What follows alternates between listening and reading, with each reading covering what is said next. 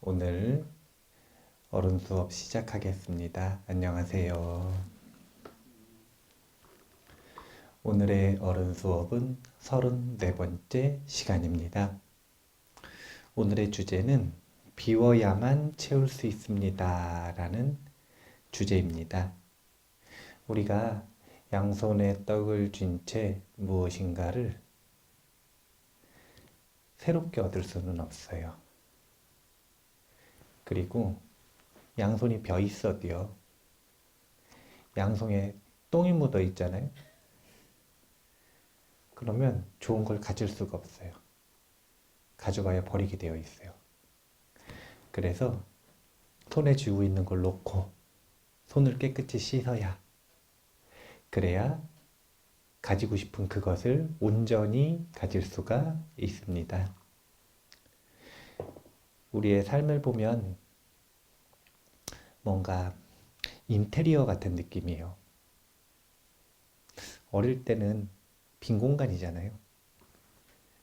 그런데 살아가다가 보면 하나하나 자신의 삶과 마음에 무엇인가를 들이고 또 망가뜨리고 오염시켰다가 청소하고 이렇게 꾸미고 저렇게 꾸며서 자신의 삶의 경험을 만들어내고 행복을 경험하고 고통을 경험하는 것 같아요.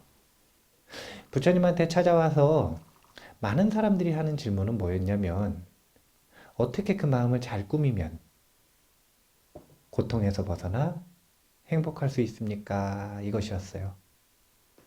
이미 부처님께 찾아와서 그런 질문을 한다는 건 자신의 삶의 이 요소가, 경험들이 만족스럽다는 거예요. 불만족스럽다는 거예요? 불만족스럽다는 거죠. 그런데 그 얘기는 무슨 얘기냐면, 살던 대로 살면 계속 불만족스럽다는 거예요? 아니면 만족스럽다는 거예요? 살던 대로 살면 불만족스럽겠죠? 예. 그래서 찾아와가지고 어떻게 바꿔야 됩니까? 이거 묻는 거 아니에요? 네. 근데 물어놓고 답을 해주면은 바꿔요? 안 바꿔요?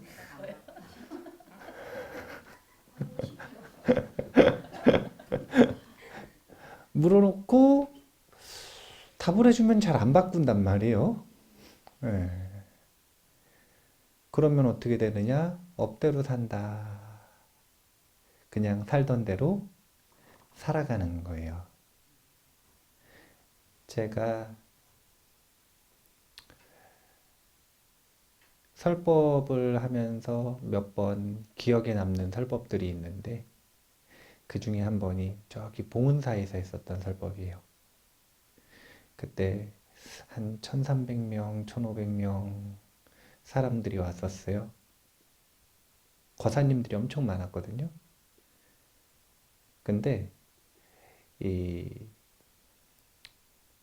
집단마다 뭔가 약점들이 있어요. 어떤 약점이 있냐면, 툭 건들면 울음 나오는. 군대에서는 엄마 얘기.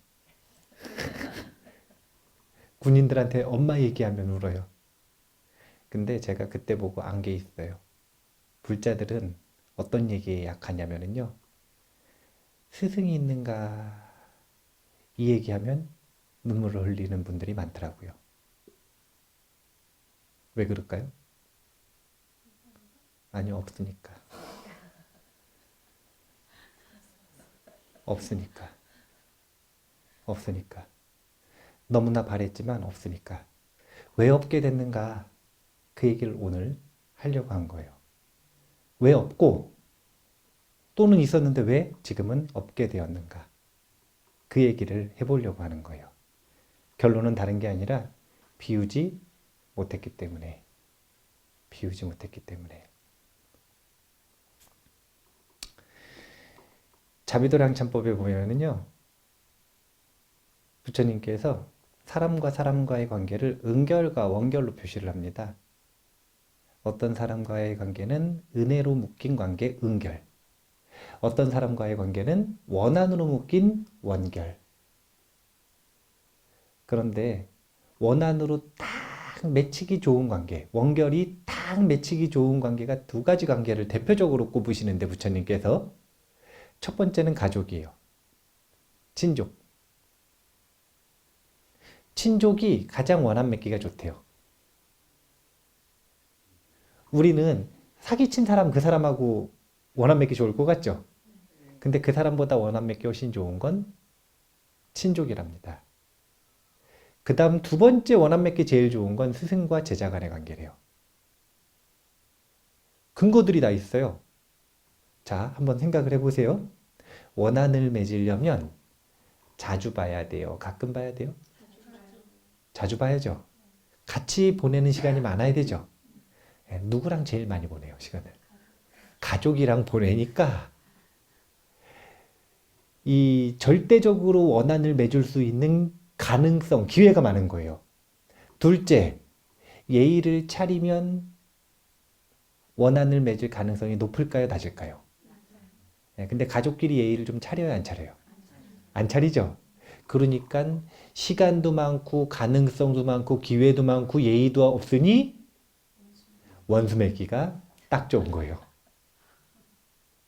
한 가지 사실을 더 알려드리자면 그러면 깊은 인연이 전생에 오래된 사람들이 가족이 될까요? 별로 인연 없는 사람들이 가족이 될까요? 오래된 사람들이 가족이 되겠죠? 그러니까 원래 원결이 많은 상태에서 가족이 되는 거예요.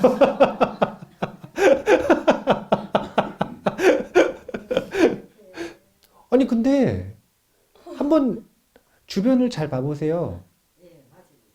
아니 인간관계 중에 어떤 관계 때문에 고통스러워하는 걸 한번 봐보시라니까요. 가족 아니면 친족이에요. 친구 때문에 뭐 아무리 힘들어봐야 절규하면 끄다녀. 근데 이 부모님들이 아이들한테 호적 판다 그래도 파요? 못 파잖아요. 어떻게 호적을 파? 애들도 자기 호적 파간다 그러고 못 파가잖아요.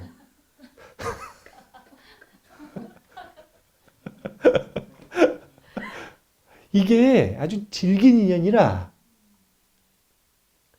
쿨하게 남자친구 여자친구 헤어지듯이 헤어지면 끝나는 게 아니에요. 그런 인연이 아닌 거예요. 이상가족 상봉할 때 보세요. 아주 어릴 때 헤어져가지고 몇 년 같이 살지도 않았고 한 50년 떨어져 살았는데도 만나자마자 붙잡고 울잖아요. 그런 게 혈연이에요. 그렇게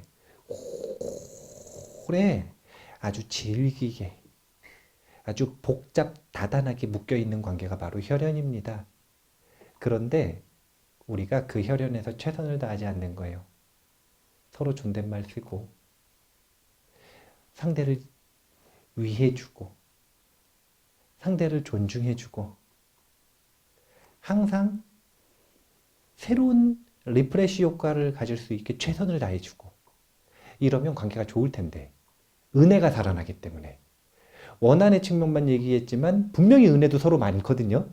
그러니까 은혜가 살아나기 제일 쉬운 관계도 친족, 가족인데 그쪽으로 노력을 안 하고 자꾸 원결을 깨우는 노력을 하니까 우리의 삶이 고통스러운 겁니다. 가장 가까이 있고 가장 자주 만나고 가장 오래 보고 살아가야 되는 사람들과 불편하면 얼마나 삶이 고통스러워요. 그러니까 보통 이제 인연 끊고 나가가지고 따로 살고 이러는 건데 그렇다고 마음이 편한가? 그렇지 않은 거예요. 아이들은 부모님과 인연을 끊으면 자신의 뿌리에 대한 부정이기 때문에 자신의 뿌리가 건강하지 못하다라고 본능적으로 느끼게 되어 있어요. 그럼 어떻게 되느냐? 자존감이 낮아지죠. 부모들은 자녀가 속색 있던 자녀가 나갔어요. 그러면 속 시원해요? 이빨 쑥 빠진 것처럼 속 시원해요? 알턴잎 빠진 것처럼? 뭐 그럴 수도 있죠. 한 달? 하루? 이틀? 한 시간? 그 시간 딱 지나고 나면 얼마나 근심과 걱정이 많아요. 우리가 잘 생각을 하셔야 돼요. 오늘 주제하고 벗어난 얘기거든요, 지금 이게. 근데 제가 중요하니까 강조해서 알려드리는 건데, 오래 볼 사람하고는 잘하셔야 돼요. 이거 되게 중요한 거예요. 어쩔 수 없이 오래 봐야 되는 사람 있잖아요. 그 사람한테는 잘하셔야 돼요. 그 사람과의 관계는 정말 최선을 다하셔야 돼요. 자기가 좀 손해보더라도 최선을 다해야 자신의 행복에 유리하다라는 걸 꼭 기억을 해 두실 필요가 있습니다. 자, 이 얘기 왜 했었냐면 원한 맺기 딱 좋은 관계가 둘이라 그랬죠. 자비도량 참법에서. 첫 번째는 가족과 친족, 그리고 두 번째가 스승과 제자예요. 스승과 제자는 왜 원한 맺기가 딱 좋을까요? 약간 이유가 틀린 거예요. 스승과 제자는 출가하는 거 아니면 가족들만큼 그렇게 오래 같이 안 있어요. 사실은 좀 가끔 보잖아요. 묘화보부님, 저희 스님 한 달에 몇 번이나 봐요? 엄마는? 빈도 쓰고 완전히 틀리잖아요. 보내는 시간도 완전히 틀리잖아요. 그러면 이거는 오래 같이 있어가지고 원한을 맺는 케이스가 아니죠. 근데 이거는 조금 달라요. 느낌이. 그 얘기를 한번 해보면, 그러니까 이게 뭐냐면 스승과 어떻게 원결을 맺는지의 원리를 알면 그 원리를 피할 수가 있겠죠. 스승과 은결로 나아가는 방향성을 설정할 수가 있기 때문에 제가 이 원리를 알려드리려고 그래요. 제가 한번 읽어보겠습니다. 스승과 제자라는 관계는 제자가 잘못된 점이 있을 때 그것을 스승이 교정해 주기로 약속한 관계입니다. 그렇기에 스승은 제자에게 쓰디쓴 말을 할 수밖에 없죠. 사람은 누구나 자신의 치부가 드러나는 것을 싫어하기에 스승의 말은 때때로 이렇게 씁니다. 자, 한번 생각을 해보세요. 누가 잘못을 했어요? 누가 잘못을 했어요? 이 사람이 잘못을 했어요. 근데 잘못한 걸 그냥 둬요.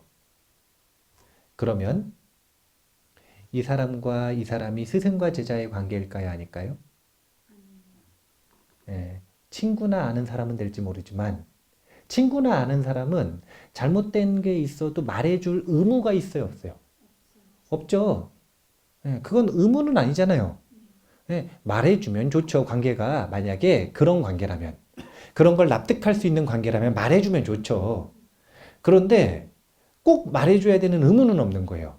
하지만 스승에게는 제자의 요청이 있었기 때문에 잘못된 게 있으면 말해줘야 되는 의무가 있습니다. 이유는 다른 게 아니에요. 제자가 요청했고 그걸 받아들였기 때문에. 그렇기 때문에 말해줘야 되는 의무가 있는 거예요. 근데 이게 원한 맺기 딱 좋은 거예요.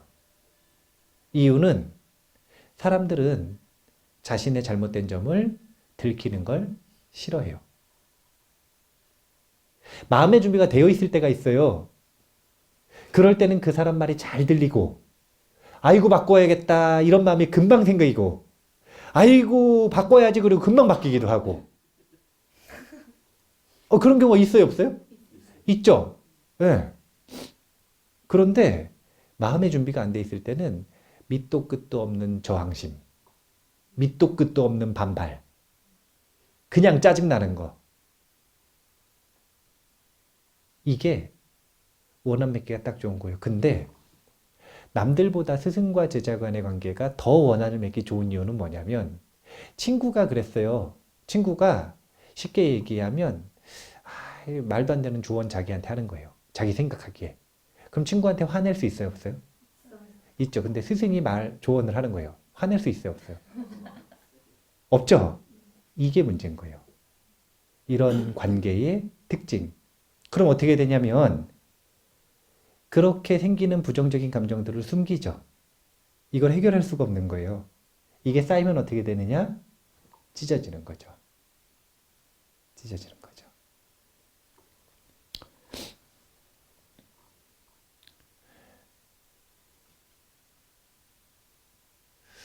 옛날 스님들이 제자들을 교육하는 방식은 아주 특이한데 선사들은 보통 발로 차요.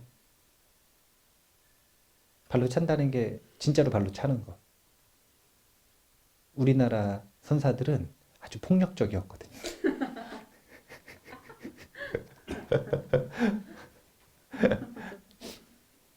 예를 들면은 묘화보부님이 나가가지고 한 3년 수행하고 들어와가지고 저한테 찾아온 거예요. 그래서 본인이 이 깨친발을 점검받으러 온 거예요. 그래서 와서 하는 이야기가 스님 요즘에 제가 이제 분노도 안 일어나고 탐욕도 없고 어리석음을 타파했습니다. 그러면 이제 저기 남방 스님들은 인터뷰를 계속 말로 해주세요. 그래가지고 스스로 점검해 볼 수 있게. 그런데 한국 스님들, 선사들은 그런 얘기를 하면은 여기 죽비를 딱 잡고 확 내리쳐요. 머리를. 한 대 죽비로 딱 내리친단 말이에요. 그럼 어떻게 되냐면 곧바로 알 수 있어요. 분노가 끊어졌는지 안 끊어졌는지. 말을 1시간, 2시간, 하루, 이틀, 한 달 동안 할 필요가 없어요. 그냥 쳐보면 알아요. 요즘 같으면 치면은 고소해요, 안 해요? 하죠? 예. 네. 그러니까 이제 치지는 못하고 요즘 같으면 어떻게 할 수 있냐면 욕을 한번 해봐요. 입에 담기도 힘든 욕을 한 1분간 바꿔가면서 하는 거예요. 한 1분간 이어지는 욕을 한번 딱 해봐요. 그럼 표정 보면 알 수 있습니다. 분노가 끊어졌는지 안 끊어졌는지. 욕 들었다고 고소할 수 있어요, 없어요? 있지만 효력은 거의 없죠. 네. 옛날 선사들이 제자들을 교육하는 방식은 아주 특이한데 제가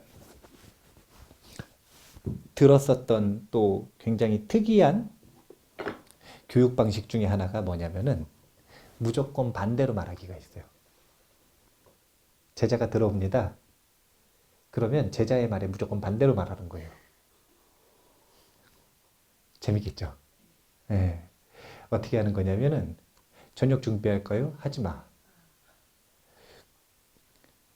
안 해도 되나요? 해. 물어보면 그 생각과 무조건 반대되는 얘기를 하는 거예요. 그 생각과 무조건 반대되는 얘기를 하는 거예요. 부처님은 사람인가요? 아니야. 물 마셔도 되나요? 안 돼.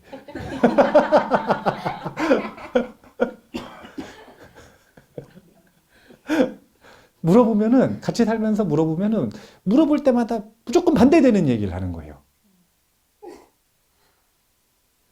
그러면은 어떻게 될까요? 뭘 어떻게 돼? 화가 나지. 뭘 어떻게 돼요? 화가 나지. 그런데 너무 재밌는 건 그렇게 화나는 것들을 잘 보고 그걸 잘 조절하고 그리고 그렇게 본인의 아상을 건드리는 것들을 참아내면 가장 빨리 그 사람의 고집이 원만하게 꺾여집니다. 아, 그럴 수 있구나. 뭐라고 얘기해도. 그런 집안에서 한 1년쯤 트레이닝을 받잖아요. 그러면은 이 사람은 어디 가도 화가 안 나.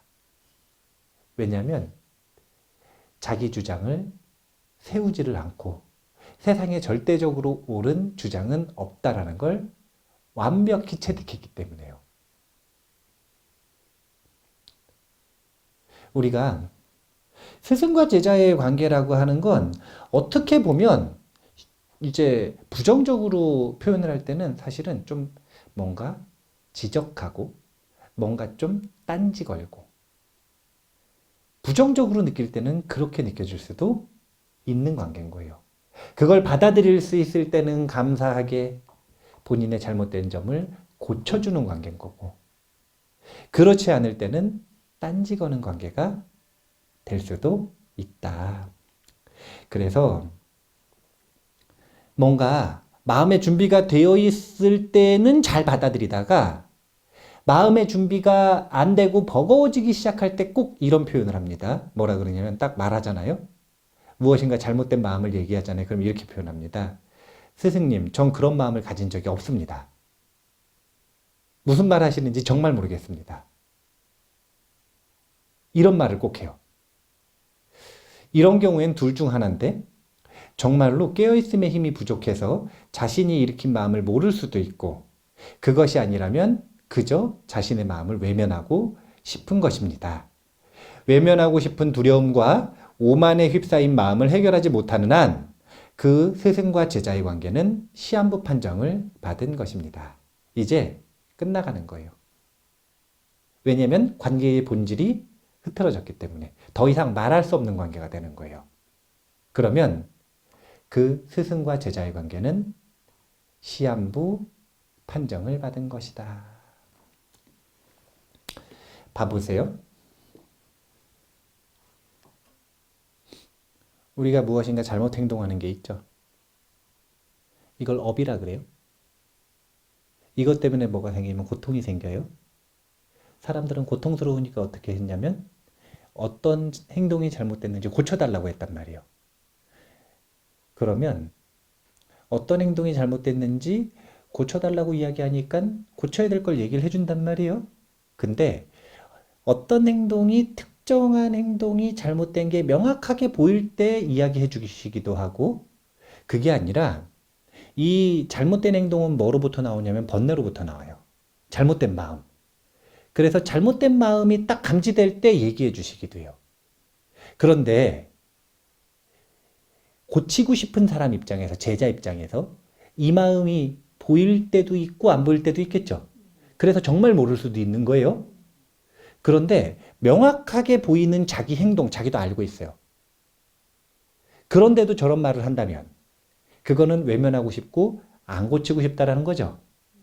그 순간 관계는 끝난다는 거예요. 모르면, 정말로 모르는 거면 자세하게 알려주든 반복해서 알려주든 교육을 시키든 수행을 시키든 해서 알려주면 되는데 그건 문제가 안 되는데 뭐가 문제인 거냐면 보이는데 인정하고 싶지 않은 거. 이것이 시작되는 순간 관계는 끝나는 것이다. 자, 이게 왜 문제냐? 왜 문제냐? 되게 중요한데 부처님께서 이런 말씀을 하셨어요. 똥물에서 살아가는 이들은 그 똥냄새를 알아차리기가 어렵다.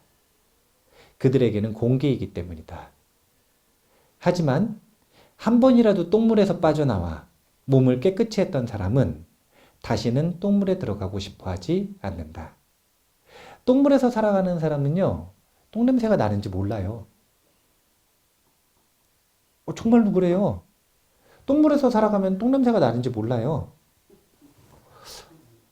아니, 이 똥냄새라 그러니까 저 비유만 생각을 하는데 다른 냄새로 생각을 해보면 화장 진하게 하시는 분들 있죠. 화장품 냄새 나나요? 화장품 냄새 못 맡잖아요. 근데 스님들한테 오면 되게 역하거든요. 그 상황에서 벗어난 사람만 그 냄새를 알 수가 있지 물들어 있는 사람은 그 냄새를 모르는 거예요. 그래서 분명히 제자들은 부처님께 찾아와서 그리고 스승에게 찾아와서 뭐라고 표현을 함으로써 공부가 시작이 되는 거냐면 부디 저의 스승이 되어 주시어 저를 똥물에서 건져 주소서.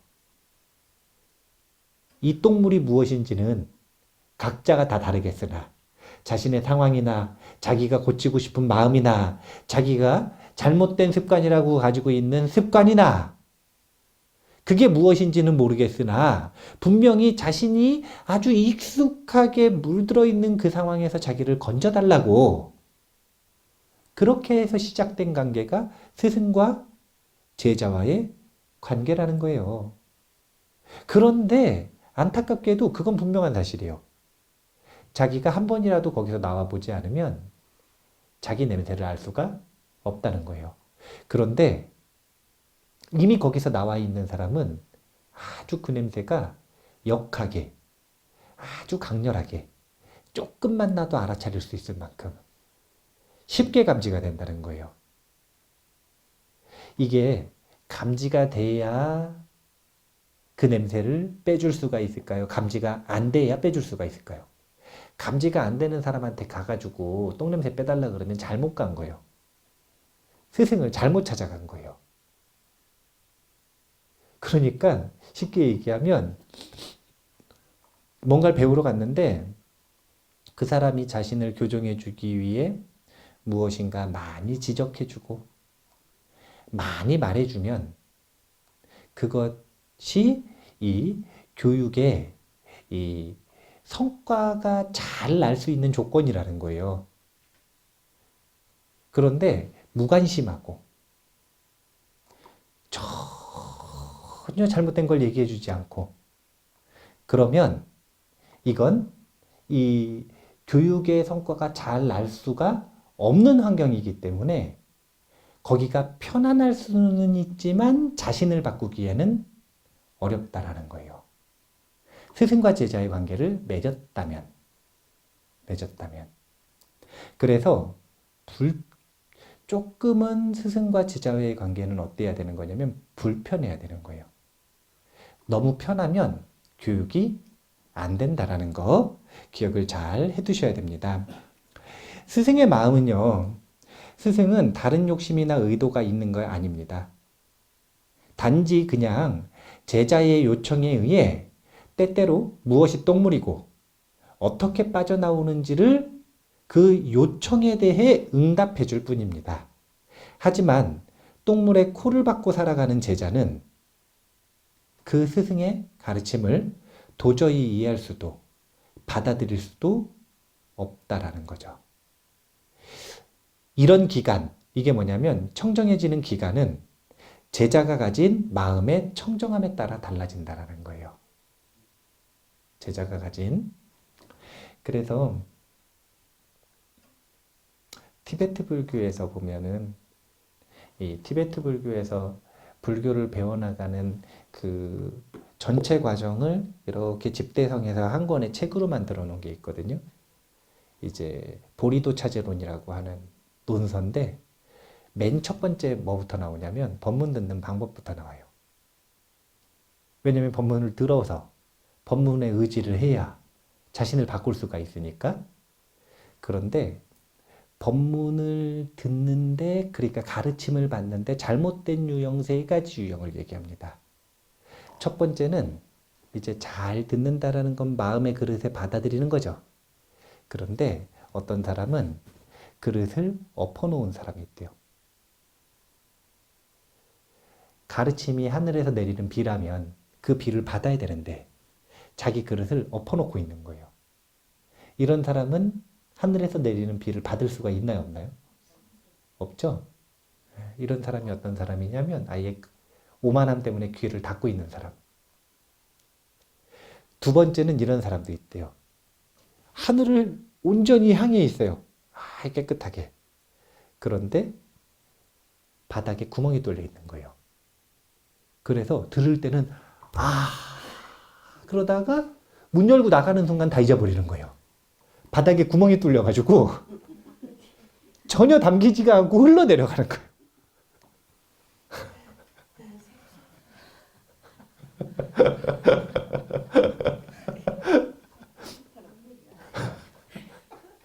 어떤 사람은 이번에는 하늘을 향해 있어요. 바닥도 온전해요. 근데 거기에 똥이 묻어 있는 거예요. 안에. 자신의 기준과 고집, 자기가 알고 있는 것을 가지고 이 물을 해석하려고 그러고 받아들이려고 하는 사람. 있는 그대로 받아들이지 못하고. 그래서 부처님의 감로법을 똥물로 만드는 사람이 있다라는 거예요. 오늘 똥물이라고 하는 주제가 여러 번 나오는데 지금 사실은 그 똥물에 대한 이야기가 여기서 영감을 얻었던 거예요. 이 보리도 차제론에서의 법문을 듣는 가르침을 듣는 세 가지 유형 중에 잘못된 유형 중에 자신의 그릇에 똥물을 묻히고 있는 사람.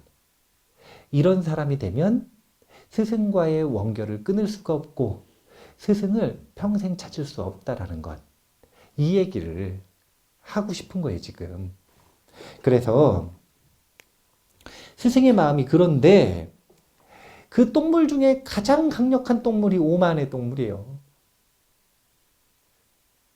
혹시 스님들이 축원해 주실 때 삼도 팔란 이런 얘기 들어보셨어요?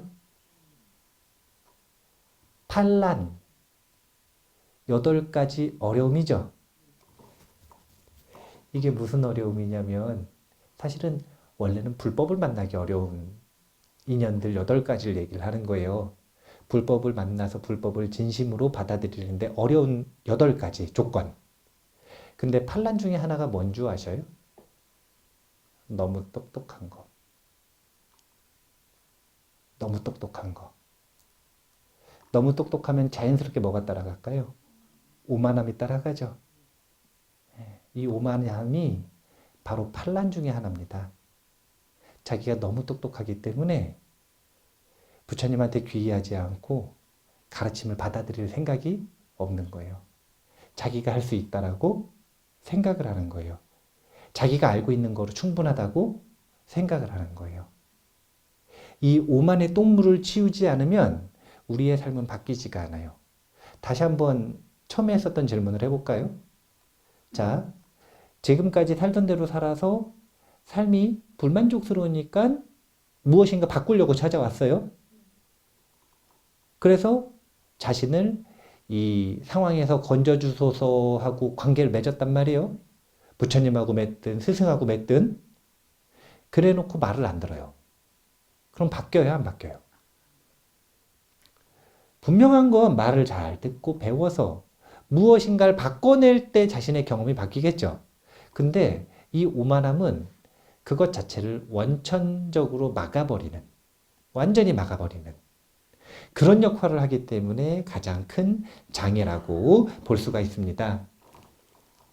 한 번은 부처님 당시에 이런 일이 있었어요. 어떤 일이 있었냐면은 아주 큰 부자 바라문인데 이 여인이에요.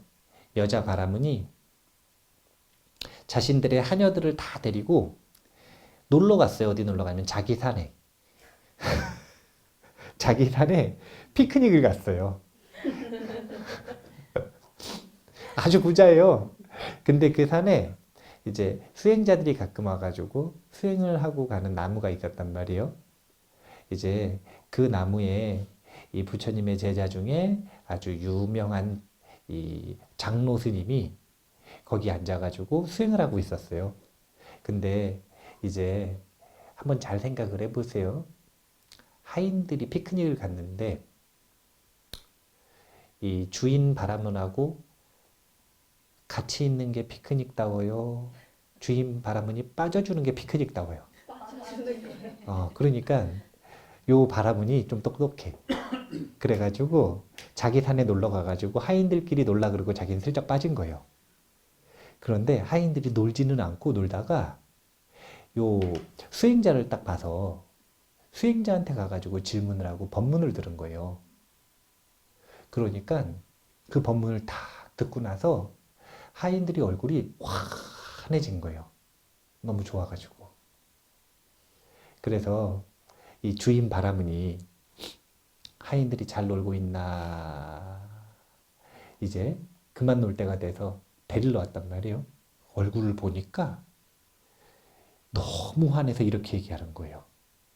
너희들을 오랫동안 봐왔지만 이렇게 기쁜 얼굴을 한 적은 본 적이 없구나. 숲에서 무슨 일이 있었느냐? 그러니까 하인들은 숲에 위대한 수행자가 머물고 있고 그가 자신들에게 행복의 비결을 아름답게 설해 주었다고 주인에게 고백했습니다. 그러자 바라문은 문득 그 존자에게 호기심이 생겼습니다. 그녀는 한껏 자신을 치장하고 높은 자리에 앉아 존자에게 법을 청했습니다. 그러자 존자는 이렇게 답변하고 숲으로 돌아가셨습니다. 뭐라고 답변을 하셨을까요?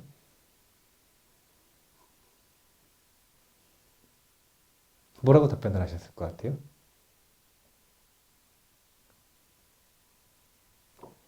이 존자가 별 볼 일 없는 하인들한테 아주 아름답게 긴 시간 법문을 잘 해주셨어요. 그런데 그 주인이 와가지고 법문을 청했단 말이에요. 뭐라고 답변을 해줬을까요? 법문을 잘 해줬을까요? 그럼 뭐라고 법문을 해주셨을까요? 간단해요. 뭐라 그러셨냐면은 오늘은 불가능합니다. 그러고 돌아가셨어요. 그런데 바라문이 다음 날도 또 너무 궁금해서 안 되겠는 거예요. 그래서 또 찾아갔어요. 그랬더니 또 오늘은 불가능합니다. 그리고 가셨어요. 다음 날도 또 오늘은 불가능합니다. 일주일이 됐는데 계속 오늘은 불가능합니다. 그러니까 바라문이 지금 약이 올랐어요. 너무 궁금해요.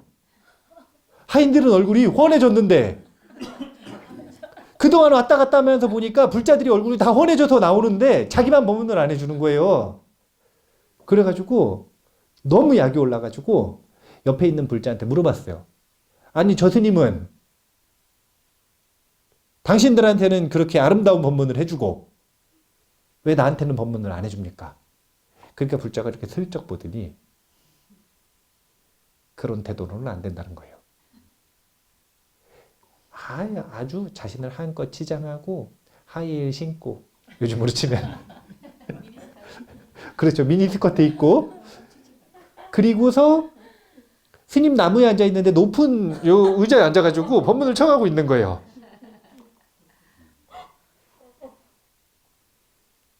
그런 마음으로는 배움이 이루어질 수 있을까요? 없을까요? 없어요. 마음가짐이 중요한데 진리는 한껏 치장하고 높은 자리에 앉아서 듣는 것이 아닙니다. 아니, 들을 수는 있겠으나 마음에는 가 닿을 수 없습니다. 왜일까요? 오만함의 똥물에 빠져 연꽃의 향기를 알아차릴 수 없을 테니 말입니다.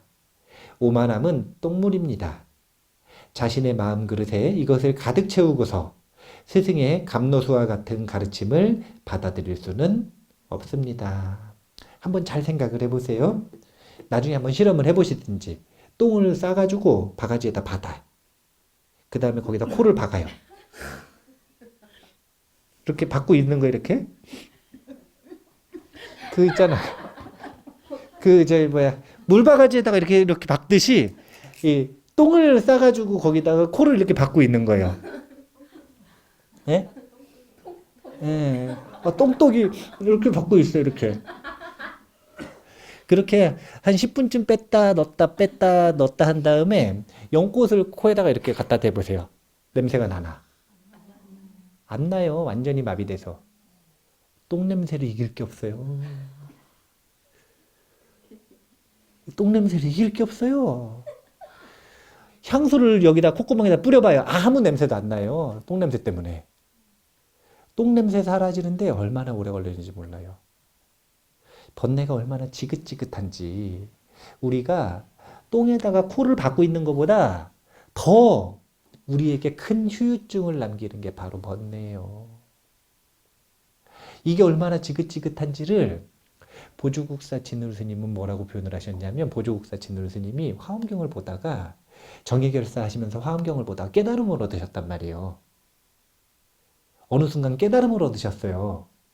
그런데 여전히 과거의 습기 때문에 번뇌가 남아있는 거예요. 그래서 보림이라고 하는 수행의 기간을 거치는데 과거의 습기를 없애는 보림이라는 기간을 거치는데 한 10년 보림하고 나서 하시는 표현이 이제 드디어 번뇌가 사라졌음을 표시를 할 때 뭐라고 표현을 하시냐면 이 아집과 번뇌라고 하는 게 얼마나 지긋지긋하고 지독한지 마치 뭐와 같다고 표현하냐면 우리 몸을 덮고 있는 피부와 같다 이렇게 표현을 하세요.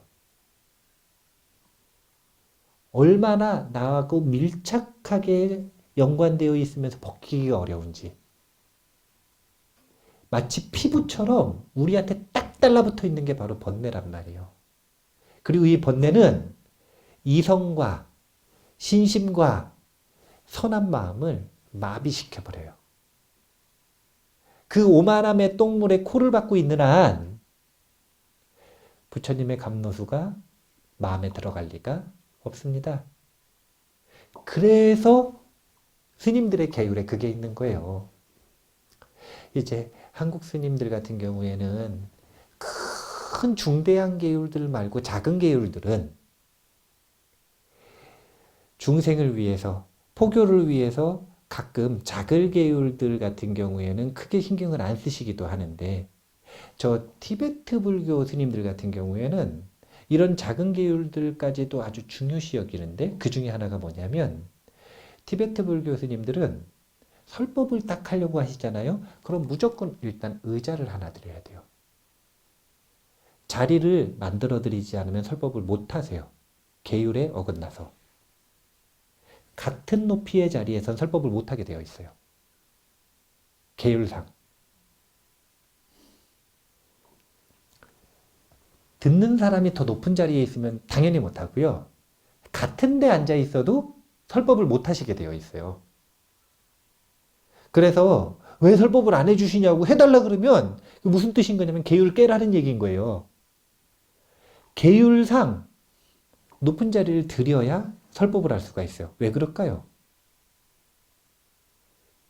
그것도 못하면서 설법을 어떻게 듣느냐 이거예요. 그것도 준비를 못하는데 그 마음가짐 가지고 어떻게 자신의 치부를 드러내고 어떻게 자신의 아주 지긋지긋한 피부 같은 습관을 버릴 수가 있느냐 이거예요. 어떻게 교정할 거냐 이거예요.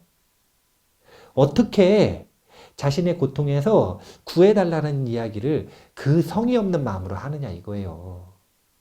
그래서 아예 계율이 돼버린 거예요. 높은 자리에 모시고 하는 것이. 우리가 잘 생각을 해보셔야 돼요. 우리는 이미 사실은 절에 처음 들어올 때 어떻게 가르침을 받아야 되는지를 배워요. 절에 처음 들어오면 배우는 게, 첫 번째로 배우는 게 뭘까요? 절에서는 절을 배워요. 아, 맞잖아요. 담배하는 법부터 배우잖아요. 근데 절을 어떻게 하냐면 오체투지를 하죠. 오체투지. 절의 다른 이름이 오체투지잖아요. 예. 저기 제사 지낼 때는 이렇게 이마까지 다 돼요? 그 유교식 절하고 틀려요. 불교식 절은 오체투지라. 어떤 절 수행하는 사람들이 3000배 한다고 빨리 하겠다고 이마 안 대고 올라오시는 분들이 있거든요. 절 수행을 하는데 탁 해가지고 머리가 이쯤까지 갔다가 그냥 올라와요. 그러면 그거는 사체투지. 아니 오체투지가 아니잖아요. 오체가 뭐냐면 하나, 둘, 셋, 넷, 다섯이에요. 이게 다 땅에 닿고 땅에 던져야 그걸 보고 오체투지라고 하는 거예요.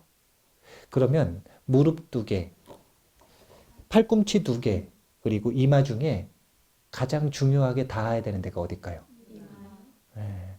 무릎 2개는 이체투지는 무릎만 꿇고 있어도 그냥 돼요. 네. 엎드려 뻗쳐하면 사체투지가 돼요.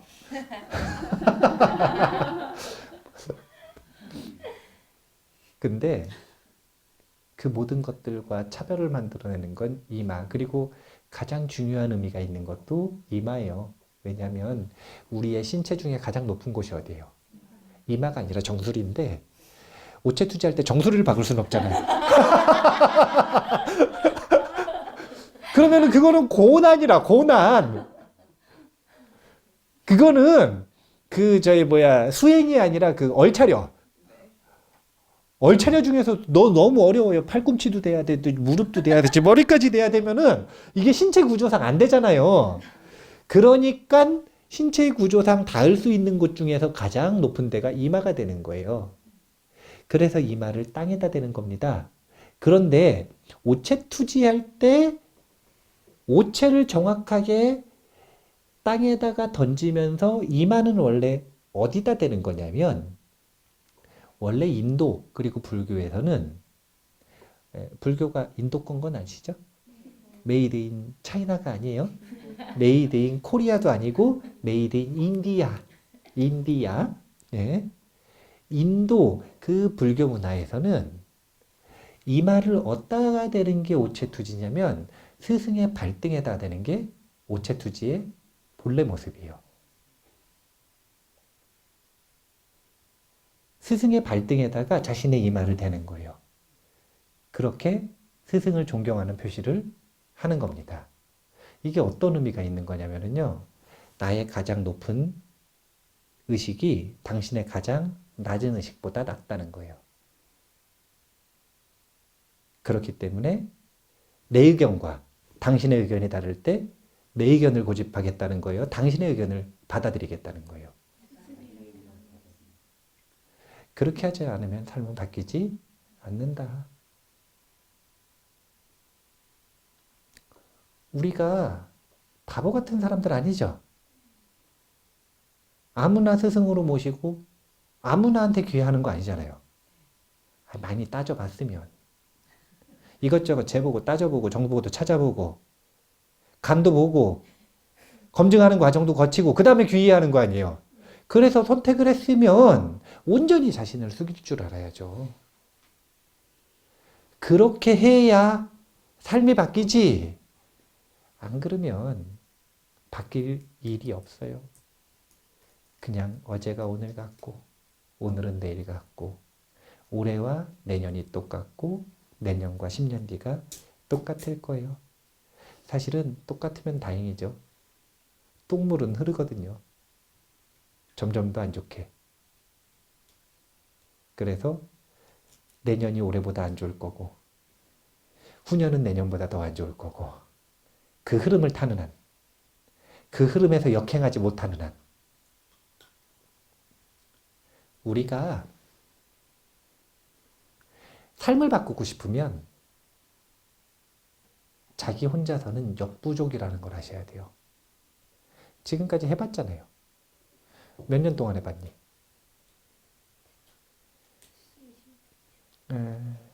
태초부터가 20년 정도래요. 26년 동안 해봤단 말이에요. 근데 26년 동안 해봐서 지금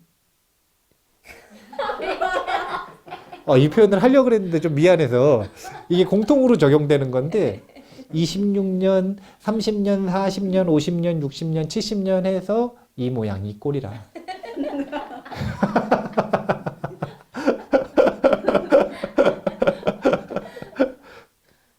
그러면 지금보다 뭔가 더 큰 변화를 분명히 바라고 있을 텐데 지금보다 더 도약한 삶을 바라고는 분명히 있을 텐데 그 바람을 이루고 싶다면 분명히 자신을 숙이고 무엇인가 자신을 바꿔주고 교정해 줄 수 있는 누군가에게 의지해야 돼요. 아무나에게 의지하라는 거 절대로 아닌 거 아시죠? 검증하는 과정을 꼭 거치시란 말이에요. 이게 뭐냐면 구루 쇼핑인데 외국 사람들, 서양 사람들이 항상 이걸 해요. 구루 쇼핑. 구루가 뭐냐면 스승이라는 뜻인데 스승을 쇼핑하듯이 찾아다니는 거예요. 그래서 구루 쇼핑을 하다가 자신과 어변이 딱 맞고 훌륭한 스승이 보인다? 그럼 그때 귀의하는 거예요. 근데 그렇게 한번 귀의했으면 어떻게 해야 된다? 자신을 온전하게 숙이고 자신의 의견과 그 사람의 의견이 다를 때 누구 의견을 따른다? 그 사람의 의견을 따른다. 근데 이게 왜 안 되냐면 오만함에 똥물이 가득 차 있기 때문에. 그래서 이 똥물을 이겨내는 방법이 아주 중요한 거예요. 그래서 항상 무엇인가를 배울 때는 다른 게 중요한 게 아니에요. 배운 거 복습하는 것도 중요하고 배울 거 예습하는 것도 중요하지만 그거보다 더 중요한 게 배우기 전에 항상 자신의 마음가짐을 다잡는 것. 받아들일 준비를 하는 것. 그리고 혹시 감정이 상하거나 아니면 생각에 의심이 생겼거나 그러면 그걸 소화시키기 위해 노력하는 것. 무엇인가 1시간을 배웠으면 그 1시간짜리를 소화시키기 위해, 그러니까 배운 내용을 소화시키기 위해서가 아니라 거기에 대한 반발과 의심과 받아들이고 싶지 않은 그 마음을 해결하기 위해 10시간 정도는 수행을 해야 되는 거예요. 그래야 다시 청정한 마음으로 스폰지처럼 받아들일 수 있는 그런 마음을 준비할 수 있는 겁니다. 우리가 삶을 바꾸는 방법은 단순해요. 그냥 안 좋은 거 안 하고 좋은 거 하면 돼요. 그런데 안 좋은 거 하나 안 하는 거, 좋은 거 하나 하는 게 그래 어려워요. 이건 나이도 상관이 없고 학력도 상관이 없고 실력도 상관이 없고 돈 명예가 얼마나 있는가 이것도 상관이 없어요. 그냥 사람들은 관성의 법칙이 있어서 변하기가 싫어요. 진짜 큰 충격이 왔을 때 이래가지고는 죽겠구나 싶을 때 이렇게 살아가지고는 삶이 어떻게 될지 모르겠다. 위기감이 왔을 때 하루나 이틀 정도 잠깐 바꿀 생각을 하죠. 그 이후에는 다시 자신에게 져요. 우리가 정신을 똑바로 차리지 않으면 이 단순하고 쉬운 길을 스스로 못 가게 되어 있어요. 이 길은 너무 단순한 길이에요. 하지 말라는 건 안 하면 되고요. 하라는 건 하면 돼요. 하라는 것도 어렵지가 않아요. 되게 쉬워요. 정말 쉽고 단순한 길이기 때문에 적은 오직 하나뿐이에요. 나. 과거의 나. 똥물로 지금의 내 마음을 더럽히는 과거의 나. 오직 이거 하나의 장애만 있고 나머지는 정말 쉬워요. 그래서 우리가 무엇인가를 배워서 자신의 삶을 바꿔야 된다는 것. 그리고 배우기 위해서는 항상 그렇게 마음을 청정하게 해야 된다는 것. 이것을 꼭 기억을 하셨으면 좋겠습니다. 이 아티샤 스님이라고 하는 스님이 인도 불교를 티베트에 전하신 스님이에요. 그러니까 티베트 불교 지금 이 시대의 티베트 불교는 아티샤 스님의 작품이라고 보시면 돼요. 그런데 아티샤 스님이 티베트에 국사로 초청이 돼가지고 쉽게 얘기하면 국사로 초청이 돼가지고 이제 티베트 불교를 부흥시키러 왔단 말이에요. 엄청나게 많은 비구들과 비구니들과 사부대중이 모여 있어요. 그래가지고 인도 불교의 진수를 배우려고 아티샤 스님을 기다리고 있습니다. 근데 아티샤 스님이 법당에 딱 올라와서 설법자를 딱 보시더니 법문하러 올라가셨는데 아무 말씀도 안 하시는 거예요. 전국에서 수많은 사람들이 사부대중들이 다 와가지고 법문 들으려고 기다리는데 올라가가지고 아무 말씀도 안 하시는 거예요. 10분, 20분, 30분 아무 말씀도 안 하시는 거예요. 그러니까 맨 앞에 있었던 용기 있던 어떤 비구 스님이 물어봤어요. 뭐라고 물어봤냐면 스님 왜 아무 말씀도 안 하십니까? 설법 들으려고 지금 다들 기다립니다. 왜 설법을 안 하십니까? 그러니까 아티샤 스님이 뭐라 그러셨냐면 이 도둑놈 같은 놈들 이러셨어요. 불법의 진술을 배우려고 하면서 부처님께 공약물 하나 안 올렸다고.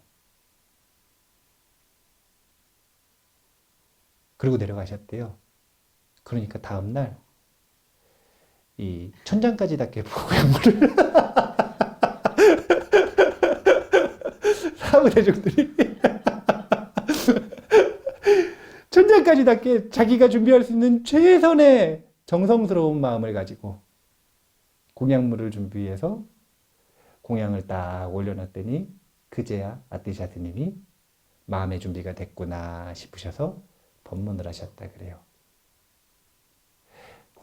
아티샤 스님이 어떤 이야기를 하는가 이게 중요한 게 아니라 듣는 사람이 어떤 마음가짐인가 이게 중요한 거예요.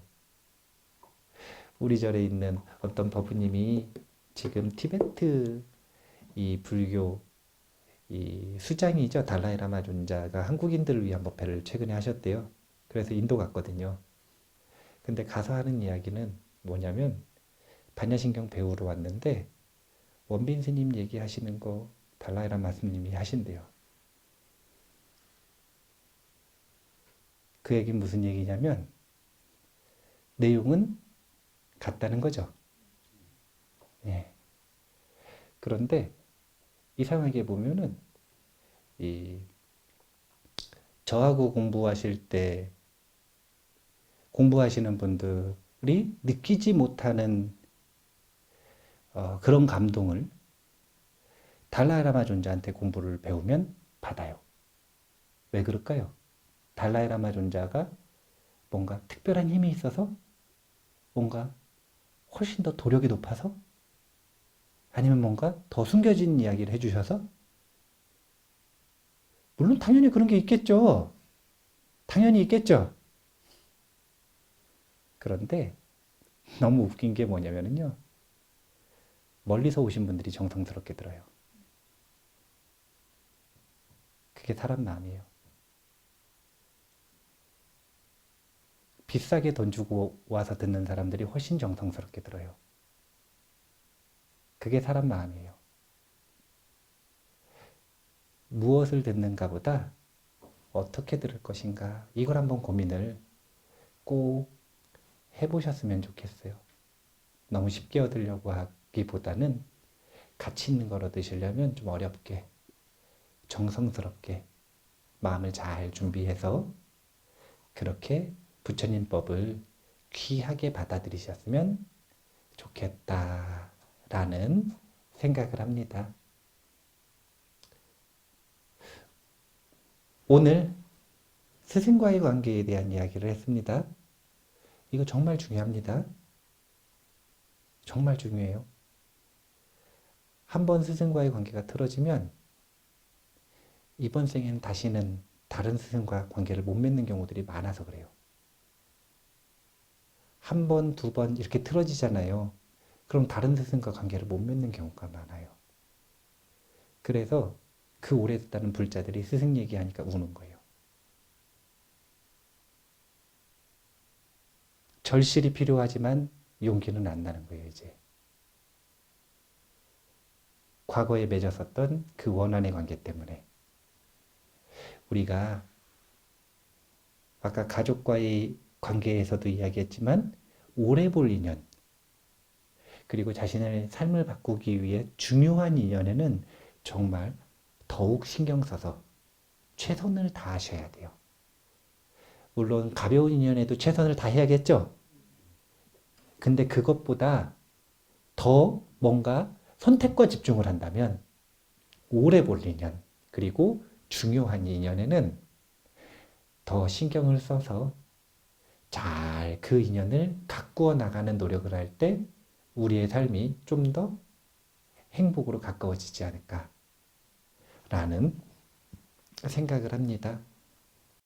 이제 마음의 오물에서 벗어나실 거라고 생각을 하고 오늘의 인연으로 그렇게 마음의 오물로부터 자유로워지시기를 부처님께 축원하겠습니다.